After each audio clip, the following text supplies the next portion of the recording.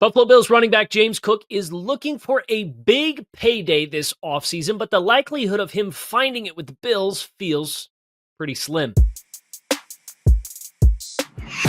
I'm Kyle Krabs with A to Z Sports, and the Buffalo Bills were entering into a fascinating window with their contract standoff with running back James Cook. James Cook set to enter into a contract year in 2025 and scheduled to play for about $5.3 million after posting consecutive 1,000-yard seasons with the team the past 2 years. Cook, for his part, showed up to minicamp, surrendering the opportunity to put the Bills' feet to the fire and try to pressure his football team into conceding on his ask for a top-of-market running back contract.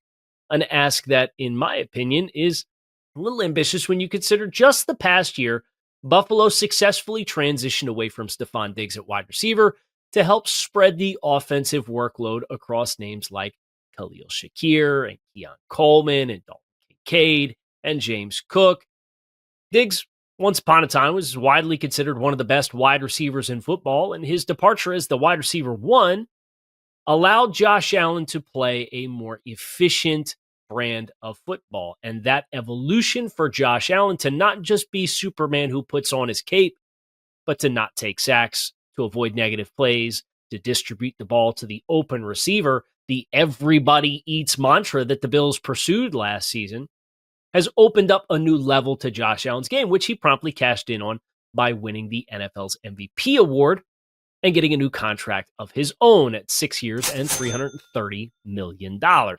That is the tree that James Cook is trying to bark up in Buffalo to get a marquee running back contract while also playing behind an offensive line that has had as much stability the last 2 years as far as the starters being on the field and playing together and building chemistry as any other team in football. James Cook might not look at snap counts. He, when talking to the media this week, said, I don't pay attention to snap counts.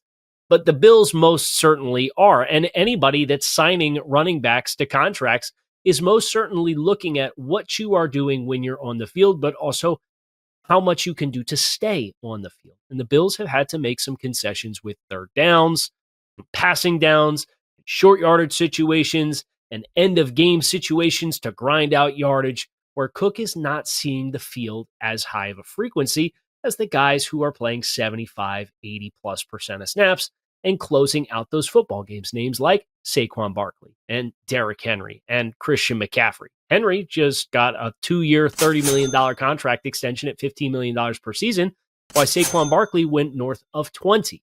Cook's looking for something in that strike zone, and I don't think he's very well positioned to get it. And from that sense, it's a good thing that he showed up and didn't surrender 6 figures in fines for skipping mandatory minicamp. But the Bills have the knowledge in their back pocket that they're well invested in the offensive line. They have young players that are emerging talents in the pass game weaponry.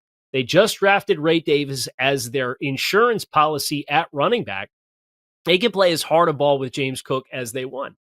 And if James Cook shows up in 2025 and plays to a completely different standard and magically becomes a viable player to play on passing downs and pass protection, then maybe the conversation will change. But until that actually happens, the Bills would be wise to stick to their price point and let James Cook decide once and for all for himself if it's more important to cash in on a productive stretch with the Bills to go play somewhere else or to stay where the production has treated him so well.